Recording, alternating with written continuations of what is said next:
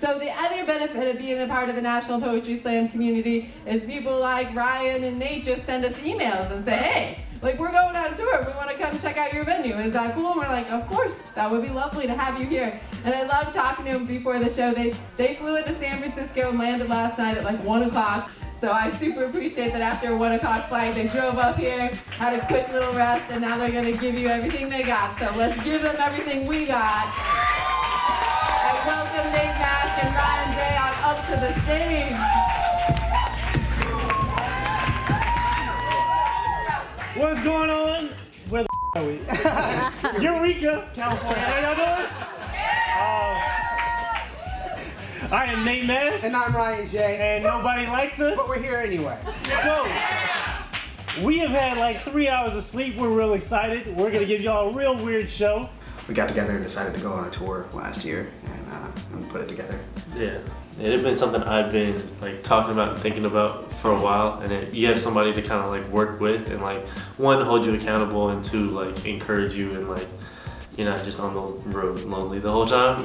It made it a lot easier, so we kind of were like, okay, well, we're gonna do this. Yeah, that was like my first thing. Like coming out of college, I was like, yeah, I want to like get on the road and like tour the East Coast, but then you don't really know what you're doing, and then you meet somebody, and like yeah, you can kind of push one another. Yeah. I want you to take your dominant hand. I want you to snap for me. Okay. Now, at what point in the process of snapping does the snap sound? When is it made? Is it made when your fingers rub against one another, or is it made when your middle finger hits your palm? And now I would like to ask you, who gives a where it comes from, as long as it makes a sound? It's fun to write with somebody like else that has like a different perspective and like a different like writing style. And to me, the funny poems are more fun to perform. So I spend more time like memorizing and polishing like how they come off. So if we're doing a set and we're crafting like what's gonna be the best, the most entertaining, or what's gonna work the best, like I'm gonna lean towards my funny poems most of the time. I have this habit, this innate ability to make a perfectly timed joke at precisely the wrong time. So she was cold, I was hot, and as I struggled to escape from the covers she had cocooned around us without aggravating her impending hypothermia, I said, in jest, maybe we just want different things out of life. You really want to have this conversation now? No, I don't. I don't want to have any conversation ever. I was joking, but I guess there's some truth in every joke. See, I used to sleep like a starfish, stretched out, hands hang gliding like freedom off each side of my queen-size bed, taking advantage of every square inch of space my 6'3" frame could occupy. But now, I sleep wedged between a pit bull and a beautiful woman. It's what's more fun for me. It's a lot easier to just avoid my emotions by laughing.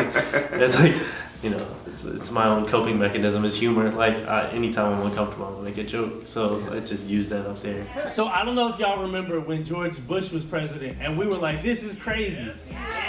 And it couldn't get crazier than this. What could be crazier than the vice president shooting his friend in the face and then getting an apology from him? That's nuts. Wow, how would it get crazier? And then there was the fall of 2016.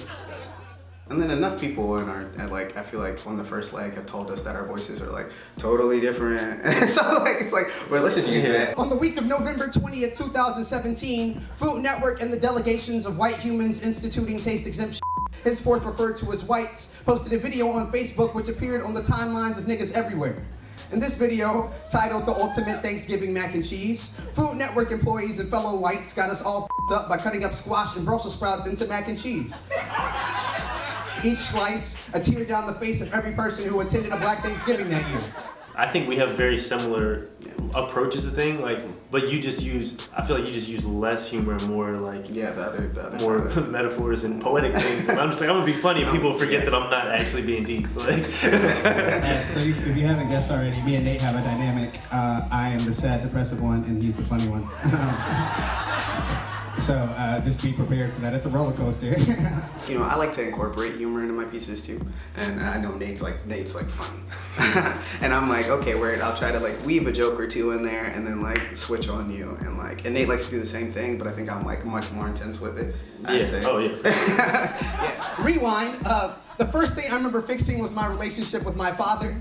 Now, my birth is another complicated story about holes and balls, but I'll spare you the details for the sake of time and just tell you that if you were to stand us side by side, I start to look like the holes in his reflection, the parts I've stolen away from him. Now, I know what most of you would say, Ryan, you broke your father into pieces, but you, no one asked for your opinion. Rewind. To clarify, my father is the best imaginary friend that no one ever asked for. Rewind. My friends always ask me why I have such a large obsession with magic.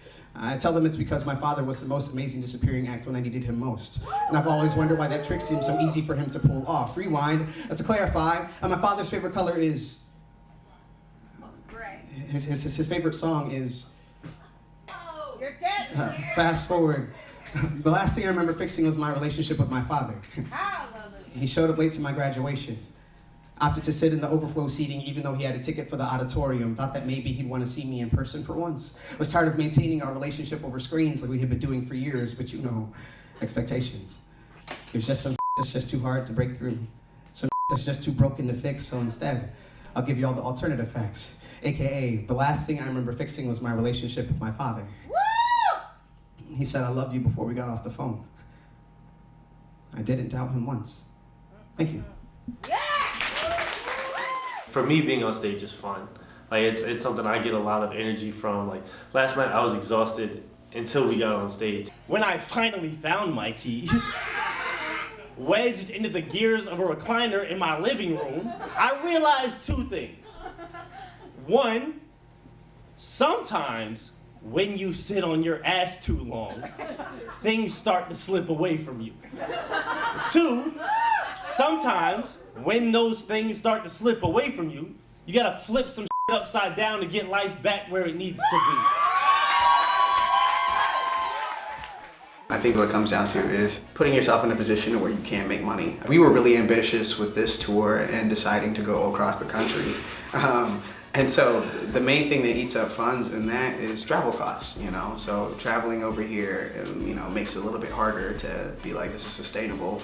But, you know, if we were to have stayed on the East Coast or like stayed like in the Midwest or something where driving distance, I think it probably would have been a little bit more sustainable. I think that's a very common misconception about like art in any form full time is like, oh, it's not that hard. It's easy. I can just do the part that I like. But like, no, you have to, like, especially if you're like us, we at this point don't have like any sort of like representation or management. It's like you're doing all of that yourself. So you're not just doing the art part. You also have to do the business side behind it. We have a lot of things to sell if you would like to buy them, and we don't want to take them back with us. So we have homegrown poetry t-shirts, we have tour t-shirts that say nobody likes us, but we're here anyway with our beautiful faces on them. We have books. You have to do the booking, you have to plan travel, you have to find lodging and like all that kind of stuff.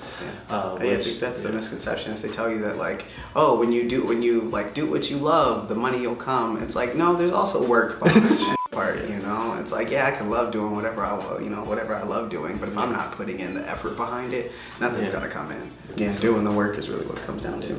Yeah.